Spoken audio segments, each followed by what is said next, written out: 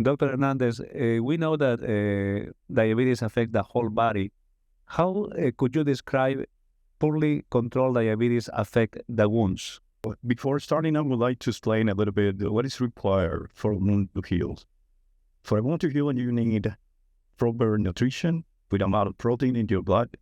You need proper circulation, and you need an appropriate ability to fight infections.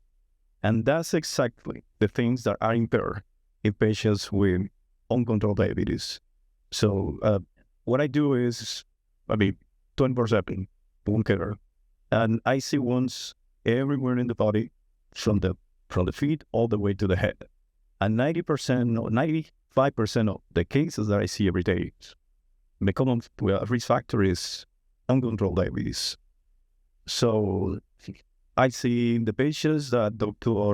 Fiorella does revascularization. After she does the revascularization, some of those patients might have issues with the skin, and I have to go and I have to try to fix those issues. Those wounds. I see patients that Dr. Ponce sees, those with AV fistulas that get infected, and yes, we have to take care of those infections on the skin. And I see patients with open heart surgeries that the surgical wound gets infected, and we have to break those too. And like I said, with patients with diabetes and uncontrolled diabetes, our work is very, very difficult. I know the wound is a clinical finding. No? We see the wound is open, but there is any test that you use to evaluate the severity of the wound or the stage of the wound? Yes, definitely.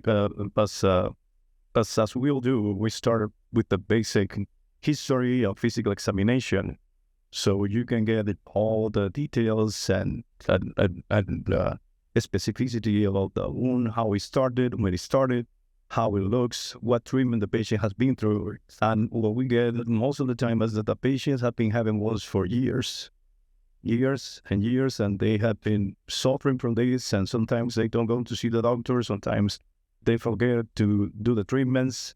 So that's the importance of the history. On the physical exam, we usually we check the wound bed, we check the wound edges, we check the wound area to see if we see signs of infection, and infection not only to the skin and the superficial tissues, but also to the deepest tissue, such as abscess formation, maybe osteomyelitis, which is infection of the bone. And for that, we do x-rays, we do MRIs, we do wound cultures, we check circulation in the form of ABIs, and we also do arterial Dopplers. If we find evidence of severe peripheral vascular disease, of course, we have to refer to cardiology, the regional cardiologist, and in this case, a specialist like Dr. Wego to help us out with that.